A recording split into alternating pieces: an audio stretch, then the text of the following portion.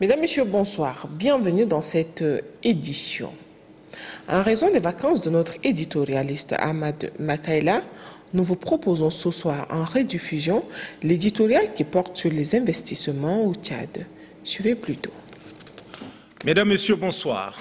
La destination Tchad est de plus en plus regardée par les investisseurs de tous bords depuis bientôt 4 ans. À l'absence d'un mécanisme de statistique, il m'est difficile de quantifier en termes de valeur ajoutée ou même de valeur absolue, mais comparé à la décennie 90, le sol tchadien a vu débarquer un bon nombre de faiseurs de richesses, de vrais, mais aussi de moins vrais, des filous, des charlatans, des prédateurs et même de vrais négriers des temps modernes.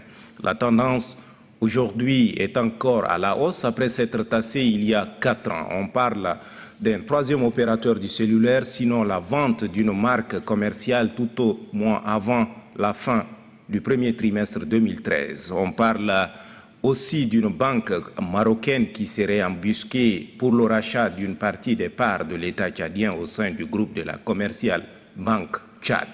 Du côté de nos amis chinois, une bonne dizaine d'entreprises auraient déjà fait les valises dans l'attente d'un charter vers le Tchad. On parle également de la Russie, de l'Inde et même de l'Empire du Soleil Levant qui serait intéressé par le gaz, les mines. Les nouvelles du front sont de ce point de vue bonnes, eux-mêmes rassurantes.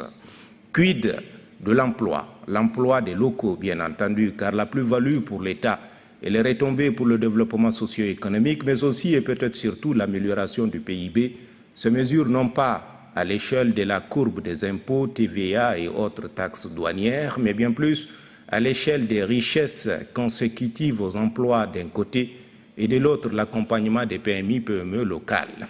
Vu de ces côtés, les choses sont moins rassurantes. Elles sont à la limite préoccupantes, pour ne pas dire angoissantes. La main-d'œuvre qualifiée, les postes de cadre restent encore inaccessibles et pour cause, une qualification peu suffisante, mais aussi par endroits une volonté manifeste de mise à la périphérie des compétences nationales. Une sorte de condescendance maladive qui accourt selon que vous êtes formé sur place ou à l'extérieur, et ce même à compétences égales. Dans certaines boîtes à capitaux étrangers, il est à remarquer que certains postes généralement chèrement rétribués sont la chasse gardée des nationalités précises. Jamais les nationaux n'y accèdent. Le gros du personnel recruté en local travaille comme dans les plantations de la canne à sucre du temps de la traite négrière. Cette main-d'œuvre corvéable à merci ne participe à la vie de l'entreprise que pour accroître le bénéfice, mais elle doit se contenter de son traitement d'indigent et à vie.